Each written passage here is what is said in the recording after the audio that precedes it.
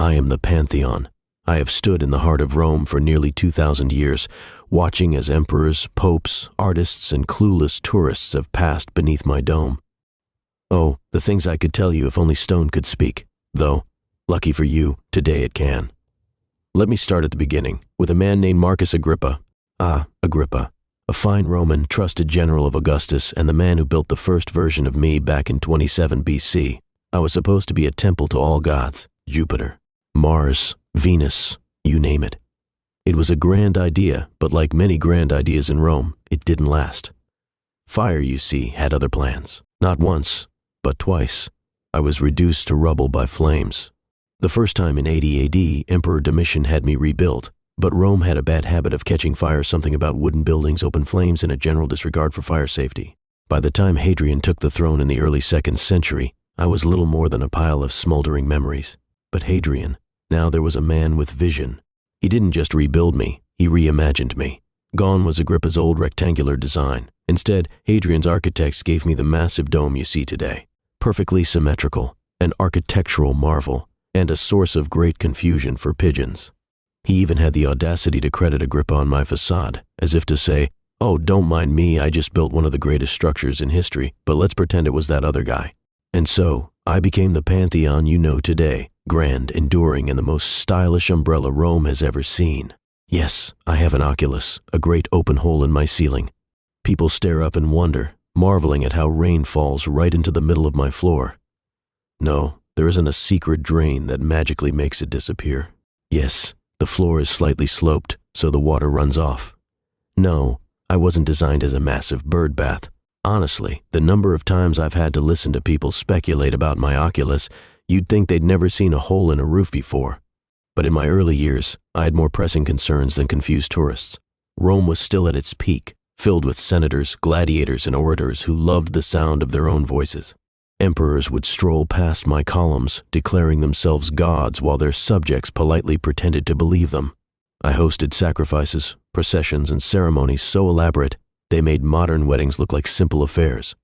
But even in those golden years, I sensed change, whispers of unrest, a growing empire that was stretching too far, invaders testing its edges. Rome was powerful, yes, but nothing lasts forever. I should know. I had already burned down twice, and history, as I would soon learn, had far greater transformations in store for me. I was built for gods. Plural, Jupiter, Mars, Venus.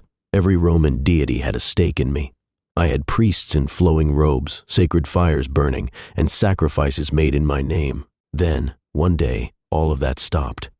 It wasn't immediate. The transition from many gods to just one was like watching an empire try to turn a massive chariot around in a narrow alley. At first, the Christians were just another strange group among many. Rome had seen plenty of odd religious sects before, people worshipping household spirits, foreign gods, even emperors, which, let's be honest, was always a bit much. But Christianity? It was different. It didn't just want a seat at the table, it wanted to flip the whole table over. For centuries, I watched as emperors wavered between persecuting Christians and tolerating them. But in 312 AD, Emperor Constantine had his famous vision of the cross, won a battle, and decided that maybe Christianity wasn't such a bad idea after all. Fast forward a few decades, and suddenly being a Roman wasn't about Jupiter and Mars anymore. It was about Jesus. You can imagine my confusion. One moment I was a temple to all the gods of Rome, a grand stage for centuries of sacrifices and ceremonies.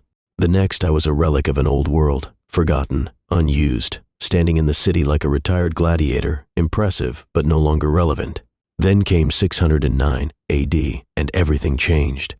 A pope named Boniface IV looked at me, shrugged, and said, let's turn it into a church. And just like that, I went from a pagan temple to a Christian basilica. They cleared out the statues of Jupiter and his friends, brought in saints and relics, and, most shockingly, stopped sacrificing animals inside me. Not that I was complaining. The smell of burning oxen had been lingering in my walls for centuries. Overnight, I had a new purpose. Priests chanted hymns where oracles once whispered prophecies. Instead of senators and generals, monks and bishops passed through my doors.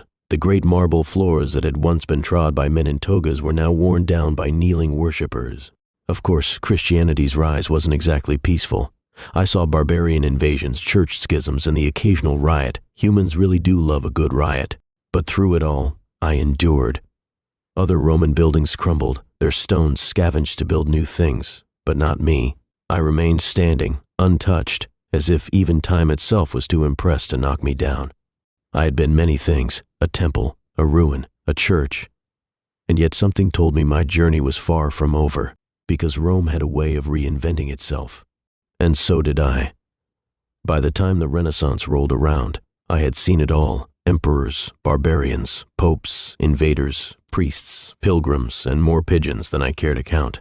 Rome had risen, fallen, and then sort of half-risen again, like a man who's had too much wine but insists he's fine. And through it all, I stood, watching, waiting, wondering what would happen next.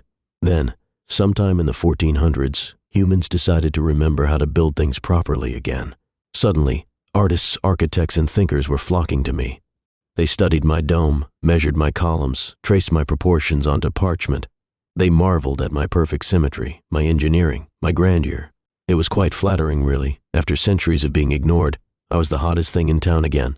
Even the pigeons seemed impressed. One day, a young artist named Raphael wandered in. He looked up at my dome, sighed deeply, and muttered something about perfection.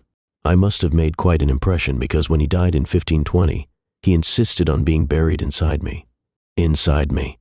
A man who could have chosen any grand resting place in Rome picked me. I like to think of it as history's greatest Yelp review. After that, I became the go-to burial spot for the great and powerful. Kings, poets, architects, they all wanted to spend eternity under my dome. Frankly, I was honored, though I did wonder if I was turning into an exclusive underground club. Pantheon, now featuring Rome's finest dead people. The Renaissance wasn't just about admiration, though. I also got a bit of a makeover. In the early 1600s, Pope Urban VIII, yes, another pope, decided my ancient bronze beams would be put to better use elsewhere. So naturally, he melted them down to make cannons and the grand canopy over the altar at St. Peter's Basilica.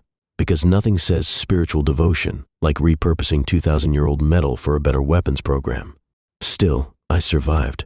A little lighter in the bronze department, sure, but my dome remained unbroken, my columns still standing, my presence undeniable.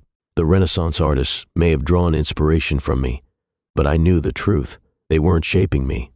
I was shaping them. Through it all, I remained the same. People came, people left, and Rome reinvented itself again and again. But I endured. A temple, a church, a monument, a tourist attraction. Call me what you will, I am the Pantheon. I have watched centuries unfold, empires rise and fall, religions shift, and artists dream. And I am still here, watching,